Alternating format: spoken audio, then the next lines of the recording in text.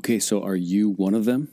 One of the people that is involved with real estate investing or getting started in real estate investing who wants to eventually do it full time? Well, survey says a lot of people who get started in real estate investing do eventually want to become full-time. But what does it mean to become full-time as a real estate investor, or as we like to say, a real estate entrepreneur?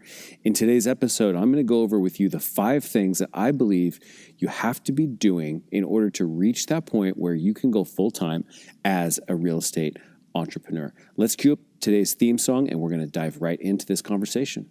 Welcome to Racking Up Rentals, a show about how regular people, those of us without huge war chests of capital or insider connections, can build lasting wealth acquiring a portfolio of buy and hold real estate. But we don't just go mainstream looking at what's on the market and asking banks for loans, nor are we posting "we buy houses" signs or just looking for, quote, motivated sellers to make lowball offers to. You see, we are people-oriented deal makers. We sit down directly with sellers to work out win-win deals without agents or any other obstacles, and buy properties nobody else even knows are for sale. I'm Jeff from the Thoughtful Real Estate Entrepreneur. If you're the kind of real estate investor who wants long-term wealth, not get-rich-quick gimmicks or pictures of yourself holding fat checks on social media, this show is for you. Join me and quietly become the wealthiest person on your block. Now let's go rack up a rental portfolio. Thank you for joining me for another episode of Racking Up Rentals. Show notes for this episode can be found at thoughtfulre.com/E80, E80.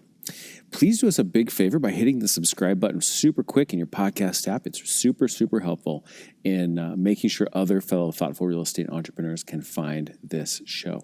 Onward with today's episode. And in today's episode, we're going to talk about what it takes to go full-time as a real estate entrepreneur. So I guess I want to start first by saying that full-time does not need to mean that you quit your other job. Now, maybe for you, you want to quit your other job, and that's completely fine. But actually, I would like to speak about this topic today in a little bit more flexible definition. And I want to talk about it in the context of full-time, meaning that you are always doing your real estate entrepreneurship, that you have a constant flow of activity, and that leads to constant progress. And so whether you want to take that constant progress and that constant flow of activity and always be doing it so that you don't have to do another job, that's just great. That's basically what I did as well. But even if you like doing what you're doing in other ways, maybe you like the mission of your other work. Maybe you like some of the benefits of your other work, like health insurance. Any reason like that is completely fine. So what we're going to talk about today is how do you be a full-time real estate entrepreneur, whether you choose for that to be your only professional focus or not. And probably not surprising, we're going to talk about the fact that the key to all of this is that we are doing business in a way where we are pursuing deals that are off market, not listed properties, and we are doing it with financing that traditionally does not come from a bank or typically doesn't come from a bank.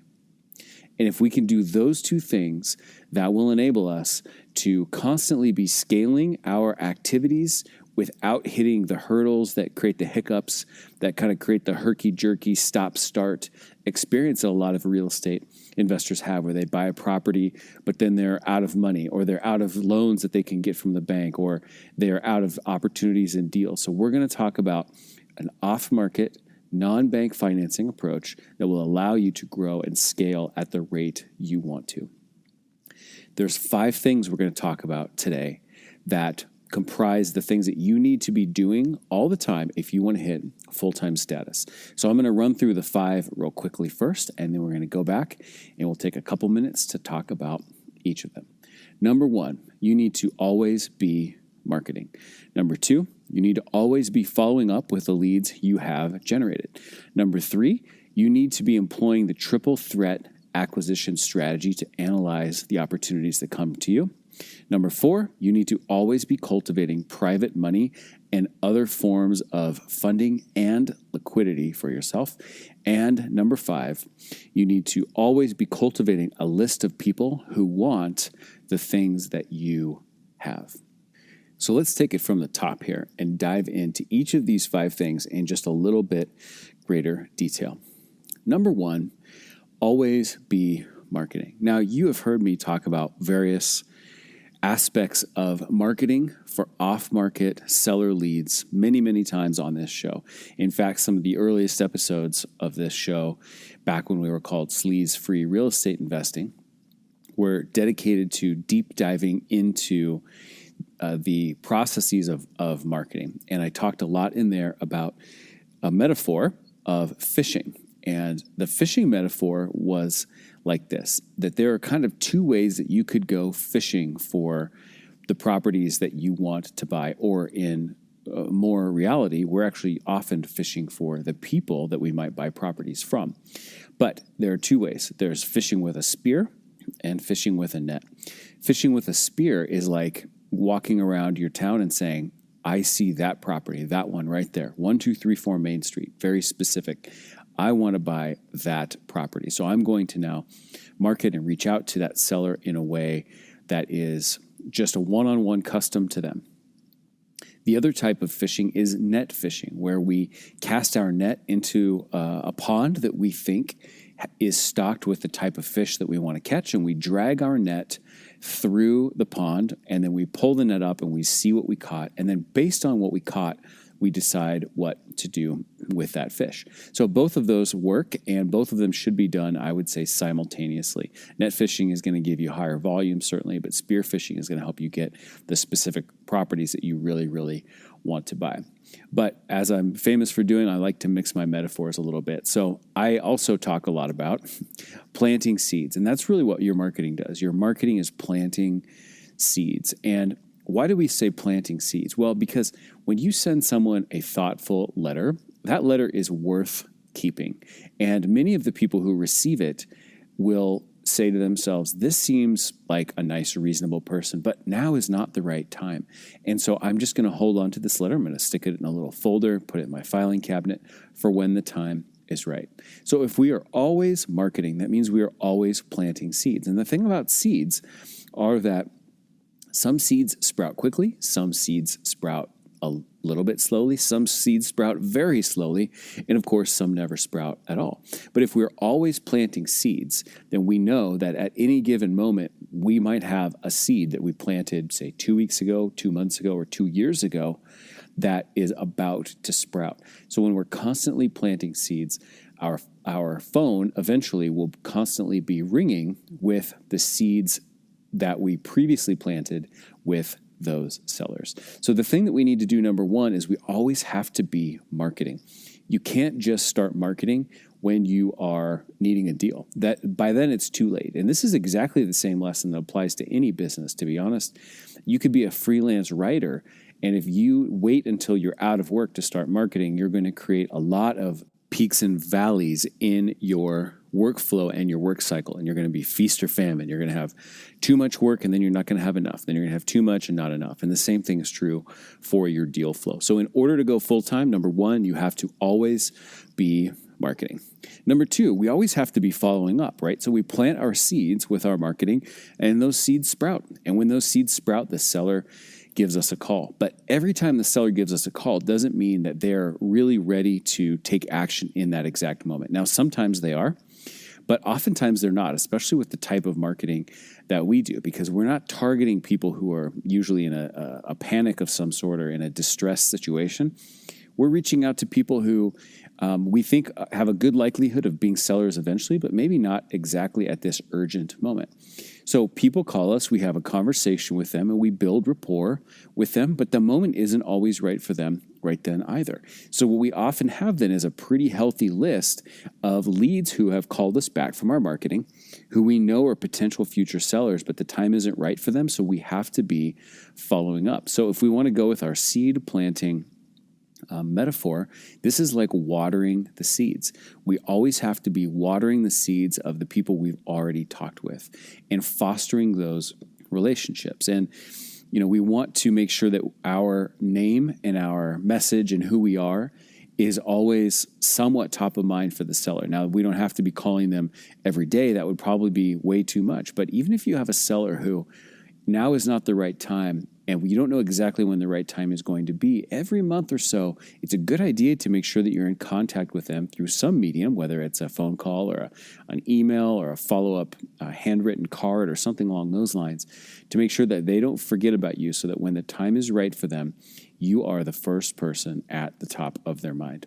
So while number one was always be marketing to create new leads, number two is always be following up on the leads that we have created. Now, number three is a pivot here. Number three is not so much about creating leads, it's about how we perceive leads once they come to us. And in this thing that we have to be doing all the time, that is, we have to be analyzing our leads from multiple perspectives every time. Now, I call this the triple threat acquisition strategy, and we have a whole episode on this much earlier in the show as well. Back in some of the early days, some of the first few episodes of Sleaze-Free Real Estate Investing. And the triple threat acquisition strategy, to be specific about it, is the strategy in which every lead that comes to you, you look at it through three lenses. You look at it and evaluate the opportunity that presents in three different deal types. Number one is, what if I were to buy this, hold on to it, and rent it out over the long term? How would that look? Number two is, what would it look like if I were to buy this, maybe fix it up a little bit, and quickly resell it? This is sort of our flip kind of analysis. And then the third one is, what if I just took this deal that I've negotiated and I nicely hand it off as a ready-to-go package to somebody else? This would be something that would be more along the lines of what most people would call wholesaling. And if we look at every deal through all three lenses, then we always have a holistic perspective on where the greatest opportunity with that deal lives. Now, this relates to a topic that we call deal mix. Deal mix is like each person's unique recipe for the types and amounts of deals that they need to do of each variety. So for instance, I am a guy who's married. My wife works. We don't have kids. I have the luxury of thinking a little bit more long-term. I'm not worried about paying for next month's school supplies and tuition and, the clothes that they're outgrowing and a new bicycle and things like that. So I don't necessarily need as much day-to-day money to live my life, but I can think longer term. Whereas you or somebody else listening to this might have 3 kids and it might just be much more focused on making money for today because that's the priority at the moment. Because the bicycle's too small now, the shoes are getting too small, and the pants look like they, are somebody's waiting for a flood because the kid has outgrown the pants. So that's a different type of deal mix. So for me, I might be able to buy 3 rental properties and then flip one and maybe wholesale one a couple times a year. Whereas you, on the other hand, you might be saying, I need to flip 3. And for every 3 that I flip, I'll wholesale 2. And for every 2 that I wholesale, I will buy 1 long-term rental property. And that's okay because that's your recipe. I have my recipe, and we each have our own deal mix. It's kind of like a food recipe. One type of cookie takes 2 cups of flour, 1 cup of sugar, and a teaspoon of honey, whereas another type of cookie takes 1 cup of flour, 2 cups of sugar, and 5 teaspoons of honey, right? Just making that up, of course, but every recipe is different for every person. That's different. But if you are prepared to do different types of deals, then you are going to be set up well to have a deal mix that is going to facilitate the life that you need to meet your financial needs. So number 3 is be ready to employ the triple threat acquisition strategy. Number 4 is to always be cultivating private money and other sources of cash and liquidity. So there are, if we want to talk about ingredients, there are several ingredients to our recipe overall as real estate entrepreneurs. We need product, right? That's properties. We need money. That could come from sellers. It could come from private individuals. It could come from banks, although that's certainly not our favorite route.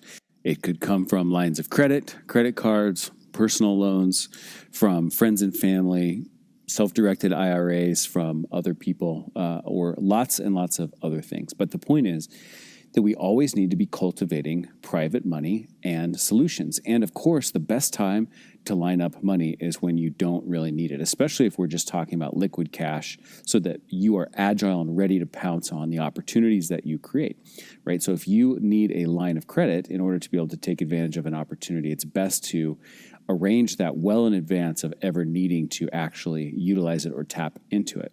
The same would be true of lots of other types of relationships.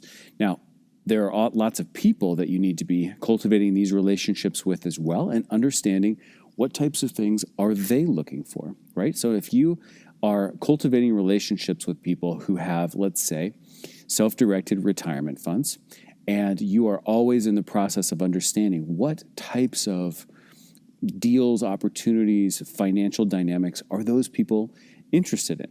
So maybe you talk to, your neighbor who is one of these people, and you find that that person is very, very risk averse. They'd be interested in loaning money secured by a first deed of trust on real estate, and they really only want 4% interest as a return because their alternatives they consider are 1 or 2%. But what's very, very important to them is that they have a 50% loan to value type of collateral agreement.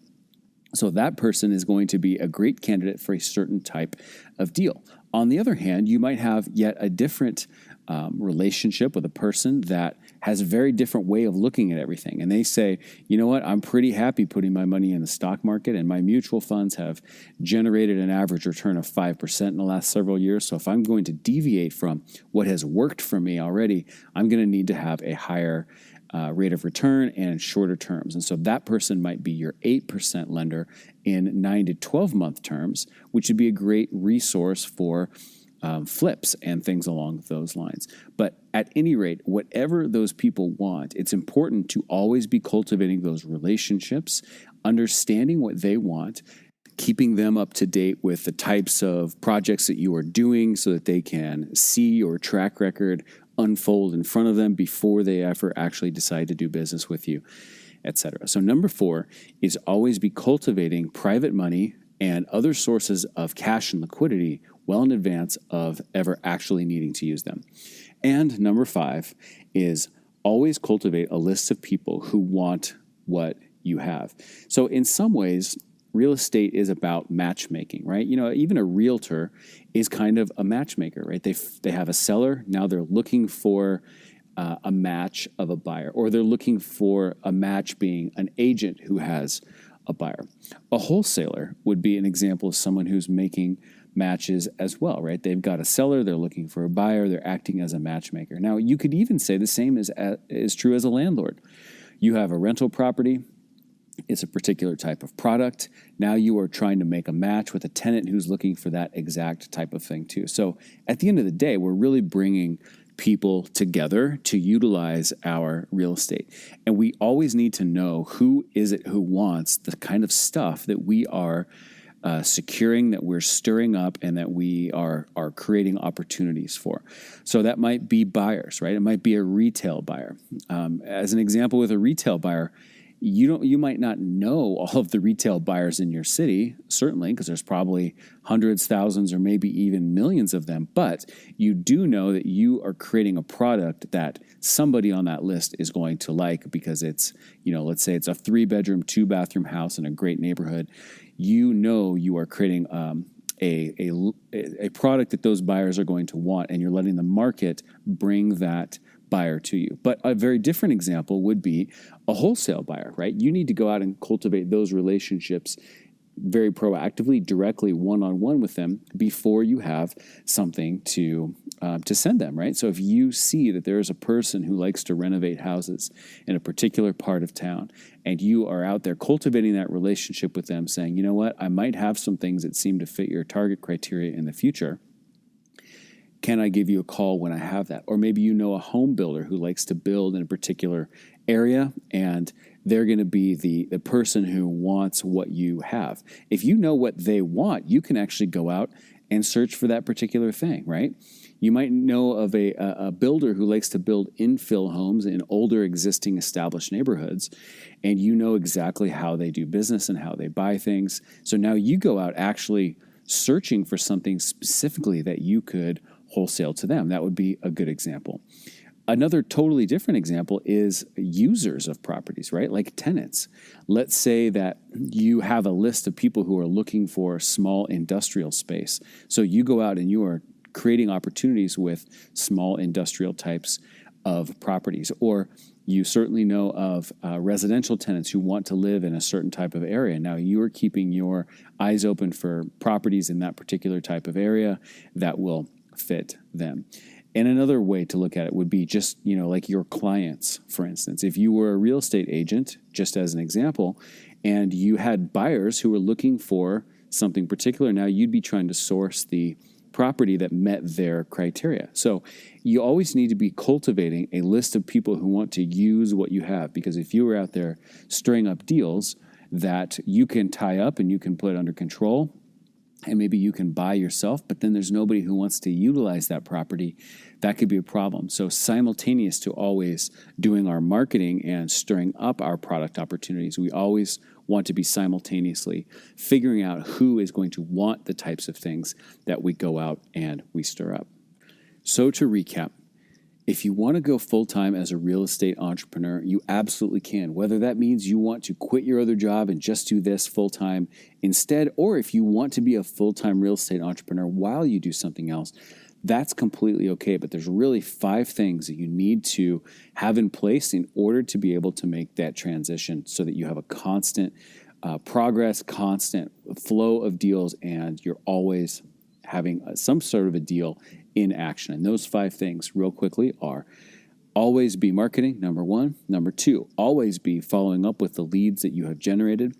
Number 3, prepare to use the triple threat acquisition strategy and look at every lead that you create, every deal that you stir up through all 3 lenses of the triple threat acquisition strategy so that you can decide which one fits your deal mix in that moment in time as best as you possibly can. Number 4, always be cultivating private money and other sources of liquidity before you need them. And number 5, always be cultivating a list of people who want what you have, that you're generating the leads of on the product side of your business. Make sure you've always got users and buyers lined up to take the things that you are creating with the sellers.